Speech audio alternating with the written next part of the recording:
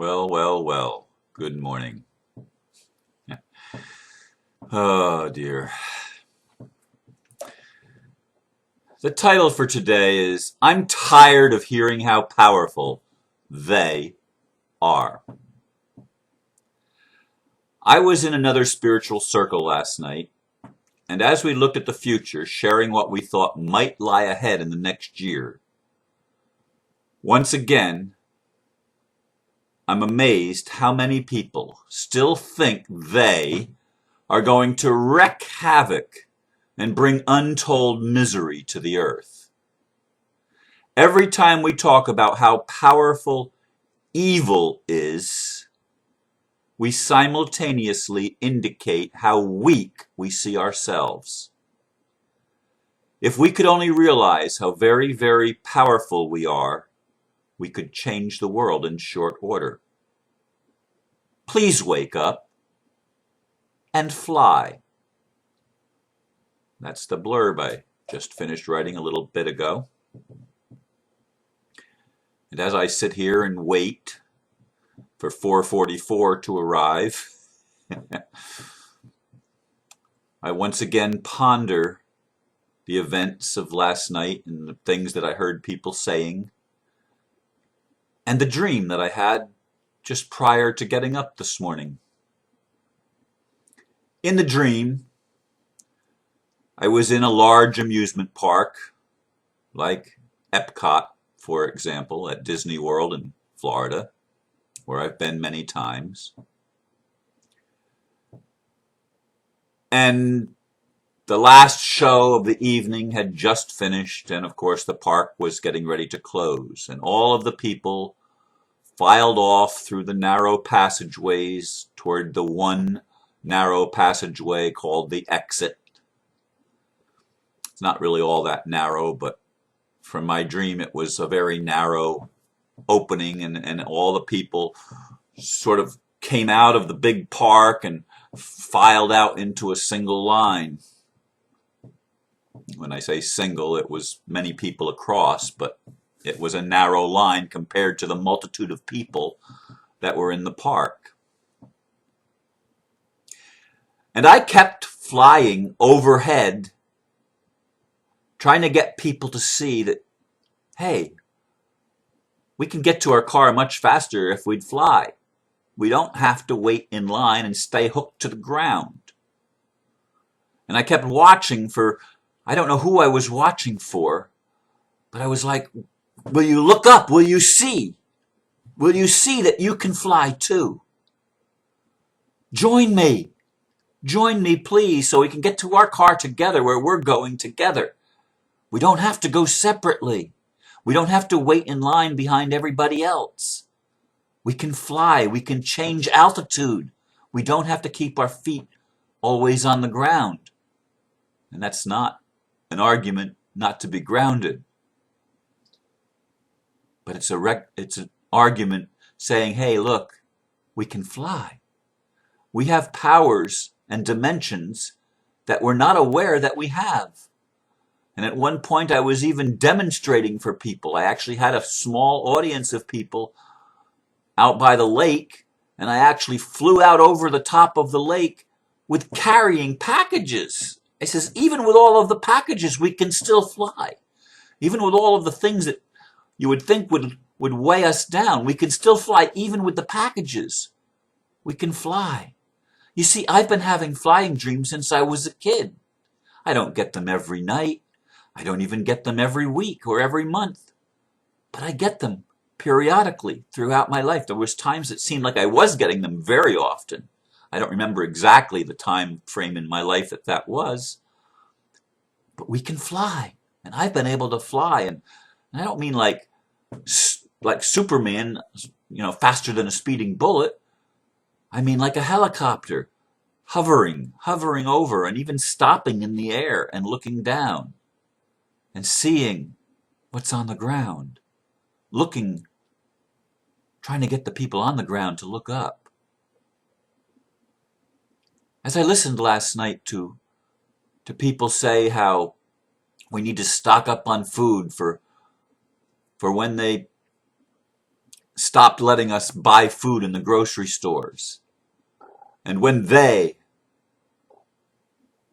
start bringing people with guns and herding us into camps, and all the stuff we've heard about what they have planned for us, what they are going to do for us, or more precisely, what they are going to do to us. Is that the way we want to awaken, folks? Is that what it's going to take to wake the population up, to realize that we do have powers that we're not using, that we've given all of our power to them, to the controllers? And there were controllers at the park that were trying to keep people in line. They had like guards stationed periodically, filtering people into the narrower and narrower space of going toward the gate to exit into, again, the wider park where everybody's cars were parked. From the big wide park down to this little narrow gate, back out into the big wide park. And people could fly. But everybody chose pretty much to stay on the ground, and being herded by them, and doing what they wanted us to do. So I was provided this morning in this thoughts of last night and this dream that I was given this morning, I was provided a beautiful illustration of how it is with the human family right now and how things are on planet Earth. We live on this wide Earth, relatively speaking. It's a small Earth compared to the whole cosmos and the galaxy and galaxies. But yet, it's a wide Earth. Room for everybody. Plenty for everybody. No limitation. We watched the video last night at that group that I talked about.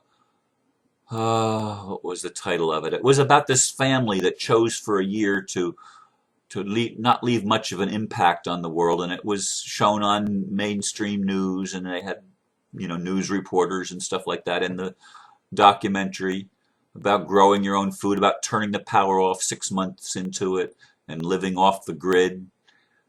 Lots of things that we could do to make a smaller imprint on the earth.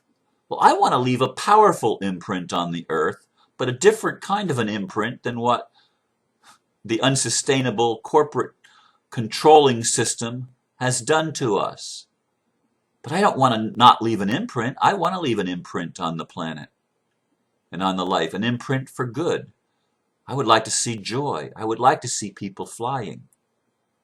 But our consciousness is so enmeshed and almost entombed in this idea that they are the ones that are making the game plan.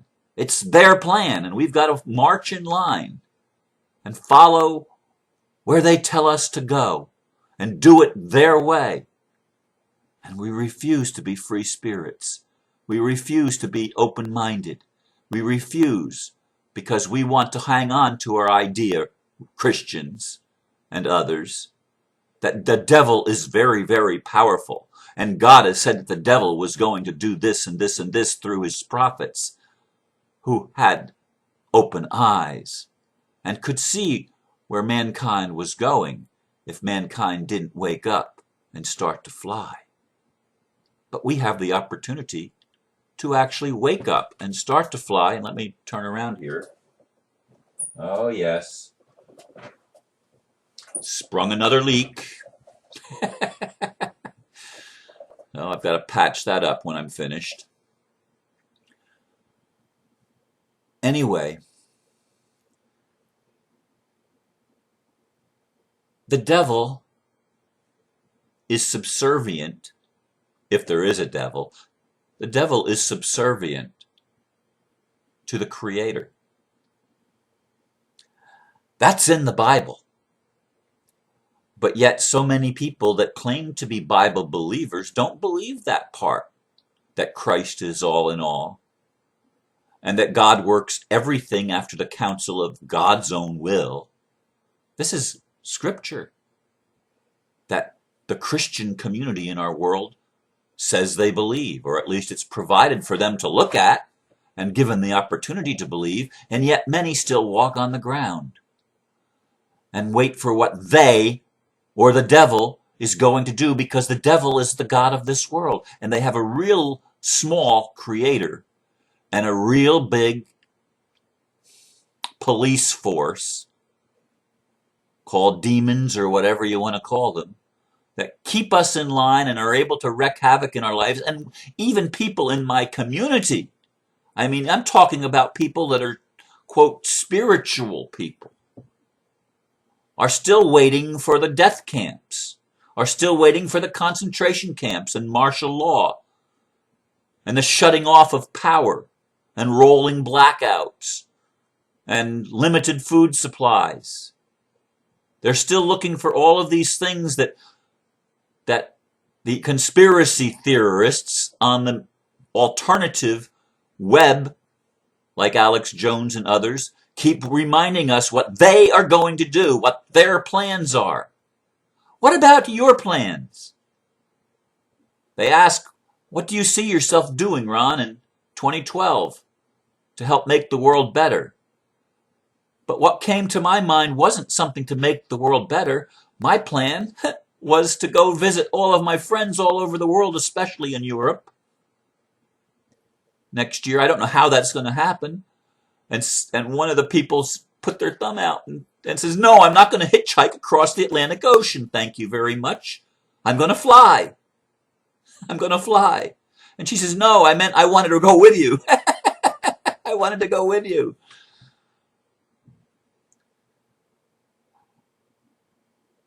For almost a year now, almost 11 months, I've been trying to get people to see, get my friends to see, that there's something that we're not getting. We're not understanding who we are. And the whole ninth wave was about waking up to unity consciousness. And yet, so many want to stay in the duality, use the wrong word, the dualism of the war, the polarization of consciousness that pits us against them, because so many choose not to see, choose not to hear, having eyes they see not and ears they hear not, and minds yet they do not understand. So many theys, again, they. And I'm trying to get you to see we can do this. We can change the world. We are not weak and helpless. We are not without abilities. If only we could open up and see with the eyes and hear with the ears of our heart, and let our spirits begin to soar. Let our beings be uplifted and empowered and enriched. We live and move and have our being in a sea of unlimited potential, of energy that has no beginning or no end, energy that we call God or Spirit or Cosmos or Universe. We have, each of us, a higher self that knows the way, but we stay fixated on looking at the news and finding out what they are going to do. And someone sent me an article. Let me just open this here. It's a armageddonconspiracy.co.uk, the Illuminati. And I probably should post that link. And I didn't get a chance to look at it in much detail last night before I went to bed, but I did look at it at least briefly. And it's quite interesting, another take on the Illuminati. And the take was that the Illuminati, the real Illuminati, not the minions that work for the governments, not the bankers and the heads of state, but the real Illuminati is actually still hidden, is actually still wanting people to wake up And as I looked at that and glanced at it, I thought, well, I'm Illuminati by that definition. But you see, so many of us have been brainwashed that an Illuminati and a New World Order is a bad thing. The real Illuminati, the real spirits of God, the real angelic kingdom, if you will, is waiting for us to wake up and recognize that the old world order is the one that has to end, and there has to be a new world order. And that's a good thing, not a bad thing. But people see it as a bad thing. They see it as satanic because their God is Satan. And that's true of Christians many times. They keep accusing me and others of being satanic because they want to see the devil behind every bush. But that's a satanic viewpoint. When they are so filled with the devil that they keep warning everybody about the devil, and they don't see the God. They don't see the good. They don't see the things that would empower them and us. And so they keep attacking, and they keep pointing the finger, and they keep holding up and seeing in the mirror of others what they're unwilling to see in themselves. Like people pointing fingers at me and saying, Ron, you're a liar. I've studied this, and I know what it's all about. Ron, you're a liar. No, I'm not lying to you. I'm telling you you are powerful. I'm telling you that you are part of God. I'm telling you that you are loved. I'm telling you that the path you've chosen is your path and your teacher. Are you going to get the lesson you've learned yet? Are you going to be able to see? My mom says, but I don't get it. I don't get it. How can you believe such god-awful things? Yeah, I know, Mom, like Christ is in everyone. Like God is in everybody. And it doesn't have to do with religion, Mom. Why do you keep seeing the devil behind every bush? Why can't you get out of the mind control and the brainwashing that you've been given? Why can't you see? And I plead with you today, this morning, those of you that choose to listen. Some of you choose to listen so you can attack, so that you can say, Ron, you're wrong. And all I'm telling you is open your heart, open your eyes, open your ears, look at what you're doing, what you're seeing in others, what you're warning others about. Take the warning for yourself because it's your warning. You're not in a safe place when you're dividing everybody else. And when you're drawing circles that exclude people. You're not in a safe place at all. It's a very scary place. It's a very fearful place. And that was fear-filled. I said fear-fulled. You have the opportunity to be fulfilled if you'll only fill yourself up with the mind of Christ.